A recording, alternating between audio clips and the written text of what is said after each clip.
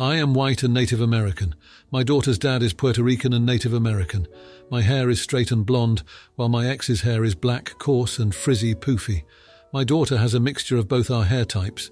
When her hair is longer, it becomes straighter and super easy to style. However, when it's short, it's nearly impossible to brush through, let alone style. I've always had long hair, but her dad and grandmother believe long hair is ugly. There was even a time years ago when my ex's mum insisted on cutting off my dead ends and informed me that she wouldn't cut it short, it was down to my butt. She ended up chopping it right below my shoulders and said, "Oh, that's so much better." I expressed my dissatisfaction with the new hairstyle and vowed to never let her touch my hair again. Needless to say, my ex and I broke up shortly after. For years, my daughter would go for visits and come back with her hair chopped off. If I made any comments about it, I would be met with, "She's my kid too, you aren't the boss. What happens at my house is none of your business. You don't make the rules." However, 2 years ago, my daughter started telling them that she wanted to grow her hair out because she couldn't style her short hair without my help. We both became frustrated and short-tempered because we had to wake up 1 to 2 hours earlier every morning just to brush through her hair and style it to make her feel secure at school. During that time, they respected her wishes and didn't touch her hair. But a month ago, her grandmother and dad started complaining about her hair again.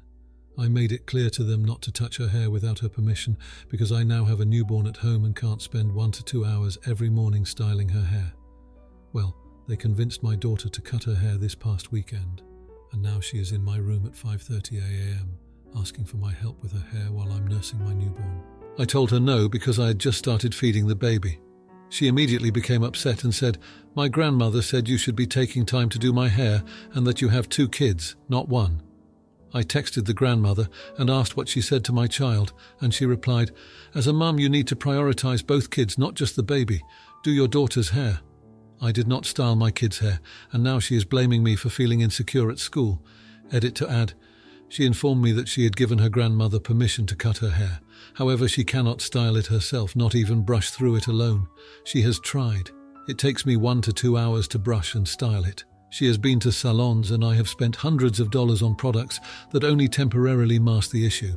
The bottom line is that she cannot manage her short hair without my help, and I currently do not have the time or energy to spend 1-2 hours every morning styling her hair, especially after being up all night with a baby. Her grandmother and her dad were all aware of this because I explicitly told them before they cut my child's hair that I did not have time to style it in the morning. It was either a power move or an attempt to turn my child against me, which is why her grandmother made a point of telling her that I have 2 kids, not 1, and should prioritize doing her hair. Now for a few comments before the update. Comment 1. Her hair probably needs oil and massive amounts of conditioner. Not all of us have hair that is easy to dry brush. I only brush mine when it's wet and full of conditioner. She needs help and she's a child, so for that you're the idiot. It does sound like you are clueless in understanding her hair. You might look at the curly girl method. Comment 2. Maybe you need to see a hair stylist who has expertise in that kind of hair, who maybe has that kind of hair themselves. And it sounds that you and your daughter have to start to accept and embrace her natural hair, not trying to treat and try to make it look like white people's hair. Comment 3. Everyone sucks here. Your daughter is 12. Time for her to start doing her own hair. It seems like you and your ex's mum are using your daughter as a way to continue a fight that she should be left out of. Now, for the update. Trying to navigate a co-parenting situation that's become increasingly toxic has taken a toll on both me and my little girl. Despite my pleas, my daughter's hair was cropped even shorter by her grandmother during a weekend visit. It's now at a length where it sticks up in all directions, and my daughter's self-esteem has plummeted.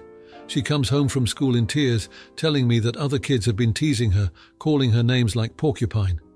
It's heartbreaking. To make matters worse, the stress of the situation led to a severe mastitis infection for me, which meant I was out of commission for over a week, barely able to move, let alone style hair.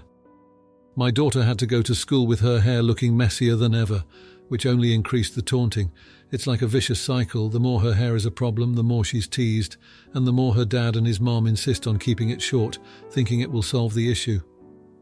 I've tried to reach out to my ex about the bullying, but it's like talking to a brick wall. He says I'm exaggerating and that kids will be kids. His mother is no better, accusing me of not looking after our daughter properly because I can't keep up with her hair care needs on top of caring for a newborn. The final straw came when my daughter's teacher called me to express concern. She's noticed the change in my daughter's demeanour and asked if there was trouble at home. I explained as much as I could without placing all the blame squarely on their shoulders, but the teacher suggested that perhaps a counsellor could help my daughter cope with her feelings. I never thought that hair, of all things, could cause so much pain and division in our family. I'm at my wits' end trying to protect my daughter's well-being while also dealing with my own health issues and the demands of a new baby. It feels like a losing battle, and the most painful part is seeing the light dim in my daughter's eyes as she struggles to find her place in a world that just seems to keep on judging her. Now, for the comments. Comment 1. Not the idiot. Your ex and their mother are the ones at fault here. They should never have altered your daughter's hair without consent. It's a major boundary violation. Your health issues are a legitimate reason for not being able to style her hair. The important thing is, you're trying to address the emotional impact on your daughter by considering counselling, which shows your dedication as a parent. Hang in there. Comment 2. You're the idiot for not stepping up sooner. Health issues aside, your daughter needed you to fight for her self-esteem, and you've let her down by not finding alternative solutions for her hair care. It's not just about hair, it's about her feeling supported and protected by her parent. Comment 3. Not the idiot. You've been dealing with so much and still putting your daughter's emotional well-being first by seeking help from her teacher and considering counselling. The ex's lack of cooperation is making a tough situation harder. It's clear you're doing your best under difficult circumstances. Don't be too hard on yourself. You're doing what you can to support your daughter through this. Now, for the next story. My niece, 25-year-old female, came to live with me. 55-year-old male, because her living arrangements back home were chaotic. She's doing well now, no drugs, has a steady job, and even recently bought her first car and is thinking about going back to school. Well, last week she tells me she's pregnant. After congratulating her and listening to her excitement, I had to break it to her that I cannot and will not live with a newborn. I just cannot deal with what it entails to bring up a newborn child at this point in my life. I have a physically demanding job and value my rest, peace and quiet. I'm an old guy, I can barely tolerate her loudness, lol. We joke about her loud voice and clomping down the stairs while I'm resting. I suggest moving in with her boyfriend of 2 years. She obviously did not take it very well and called me an AH. So am I the AH? Now for a few comments before the update. Comment 1. Not the idiot, it was irresponsible for her to get pregnant if she's not able to take care of a baby. This is her boyfriend's problem, not yours. Why doesn't she want to move in with the father of her child? Comment 2. Not the idiot. Newborns are loud and a lot of work. They don't sleep 8 hours at night, so lots of walking around the house at all hours of the night with crying would happen. Comment 3. Not the idiot, she's lucky and should be grateful you let her live there, and it's unreasonable of her to demand you allow her surprise baby too as well. Now, for the update. It's been a brutal month since I last posted about my niece and her pregnancy. I was hopeful things would smooth out, but it's only gotten harder. She's been stressed, and we've been walking on eggshells around each other. Her boyfriend, the supposed rock in this scenario, broke things off with her, claiming he wasn't ready to be a father. Devastated doesn't even begin to cover what she's been through. She's missed shifts at work, which put her new job in jeopardy. The manager's been understanding, but there's only so much leeway they can give. Her performance has dipped, and I'm scared she might lose the job she worked so hard to get. Financially, it's been a nightmare. The car she bought? Turns out, it's a lemon. Repair costs are piling up, and without her boyfriend's support, she barely manages. I've been helping where I can, but I'm stretched thin myself. The worst part came last week. She had a doctor's appointment and I went with her for support. The doctor had concerns about the baby's health. There might be complications because of her past lifestyle. She's been advised to take it easy, but with everything going on, I don't know how she'll manage. She still doesn't want to move out, and I'm torn to pieces over it. I can't abandon her, especially now, but the reality of a baby in the house is hitting hard. We're trying to find middle ground, looking into outside help, discussing alternate arrangements, but solutions are scarce. I've reached out to family members for support, but everyone's got their own problems. It seems like we're both drowning and there's no lifeboat in sight. I never imagined it would get this complicated, and every day I question if I'm handling any of this right. The guilt is what eats at me during the long nights. I feel responsible for her, yet I'm failing her in so many ways. She's alone, scared, and facing a future that's nothing like what she envisioned. All I wanted was to give her a chance, and now I'm not sure what the future holds for any of us. Now for the comments. Comment 1. Not the idiot. It's clear you care deeply about your niece and her situation. Remember, you can support her emotionally without having to take on the full responsibility of a new baby in your home. It's important to set boundaries for your own well-being. Maybe look into local support groups or charities that could offer her additional help. Comment 2. You're the idiot. I get that it's a tough situation, but family is family. Your niece is going through one of the hardest times in her life and she needs you. It's not about you being comfortable. It's about stepping up and supporting her. You might feel overwhelmed, but imagine how she feels. Comment 3. Not the idiot. You're already doing a lot just by trying to find solutions for your niece. It's not fair for the entire burden to fall on your shoulders. Maybe it's time for a family meeting to discuss how everyone can pitch in. Financial struggles are hard, but they become lighter when the load is shared. Don't let guilt trick you into thinking you're not doing enough. Now, for the next story. I graduated from university in 2022. I moved away for university, so I had to look for a place to stay afterwards. My parents are separated and both houses are full, but my gran offered her place to stay. Background on my gran. She's a little bit crazy. She's crazy rich, has a crazy mind, and does crazy stuff. She's never my first person to go to since she always holds things above you. Once I borrowed $20 for bus money for school, and she hounded me for 3 days until I paid it back early and didn't go to school. She offered one of the rooms for me to stay, and it would be great since the train station isn't far from the city, so it would be great for viewings and interviews. Moving out of university was an extremely stressful time. I had work up until the day before, and packing 3 years' worth of stuff was a lot. When I'm stressed, I get tonsillitis, and on the last day I was so ill I couldn't eat. I had 3 layers on and had the heating on even though it was above 30 degrees C outside. When I got to my gran's, I let her know I'd be like this for a few days, but I just needed rest and to pick up some antibiotics. The first couple of days were okay, though she kept on asking if I wanted to do anything or go anywhere, but I hadn't eaten in days and was so ill. At the end of day 2, she mentioned that she had some weird charges on her card and had contacted the police. On day 3, she came into the room and asked me to pack my bags because she couldn't take care of me, though I only needed water and a change of the sick bucket because I slept all day.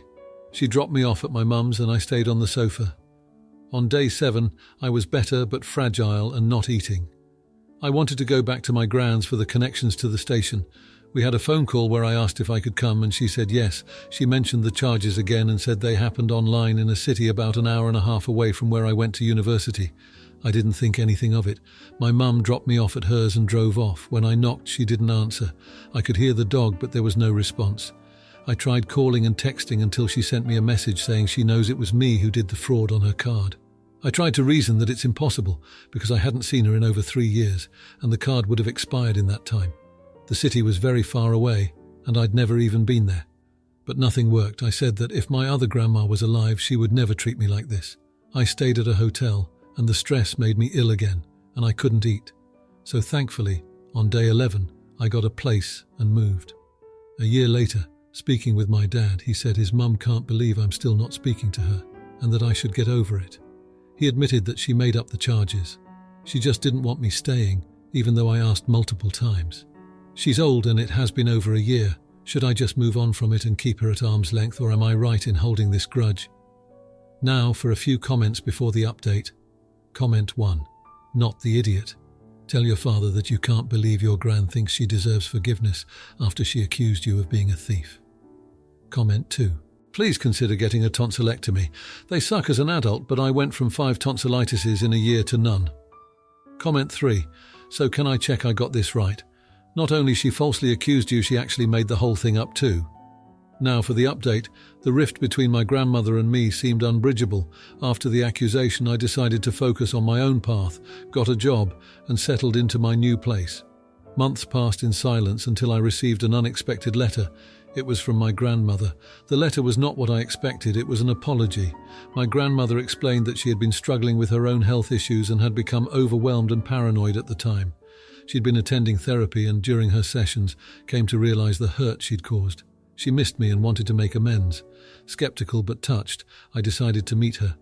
We arranged a day for me to come over for lunch. Walking up to her door felt like an eternity. When she opened it, there was no grandiose greeting, just a simple, "I've missed you." We sat down, and the conversation started tentatively. She listened as I shared how her actions had affected me, and I listened as she shared her regrets. The turning point came when she asked for forgiveness. It wasn't easy to let go of the hurt, but watching her, genuinely remorseful, something shifted inside me. Forgiveness felt like the right choice, not just for her but for my own peace of mind. We started seeing each other more. She would come to my place and I'd visit her. We found a new routine, a new way to relate to each other. She's become my eccentric yet loving confidant.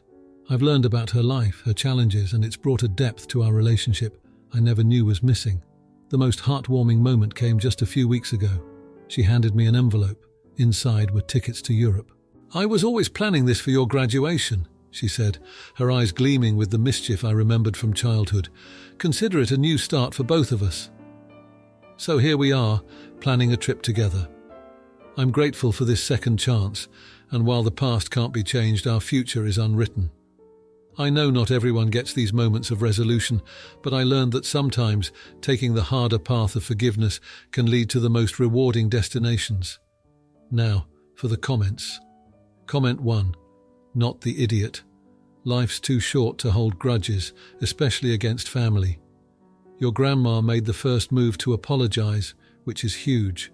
Not everyone gets the chance to mend fences, so kudos to you for having the heart to forgive and move forward. Plus, a trip to Europe, that's a once-in-a-lifetime opportunity to create new positive memories. Sounds like a win-win to me. Comment 2. You're the idiot. Forgiving is one thing, but just because someone gifts you a trip doesn't mean all is well. It feels like you're being bought off, doesn't it? What happens when the trip is over? Are the issues really resolved, or is this just a fancy band-aid on a still bleeding wound? Forgiveness should be about emotions, not material things. I'd tread carefully if I were you. Comment 3. Not the idiot. Forgiving your grandmother shows maturity. It's not easy to let go of past hurts, but it sounds like she genuinely regrets her actions and wants to make up for it. It's a brave thing to open your heart again, and it seems like it's leading to a stronger bond between you two. Plus, traveling together can be a bonding experience. Cheers to new beginnings and exploring new places with a loved one. If you liked this video, you'll probably like these too. Also, while you're here, please consider subscribing. It's your support that keeps this channel alive and allows me to make better and longer videos. Have a great day.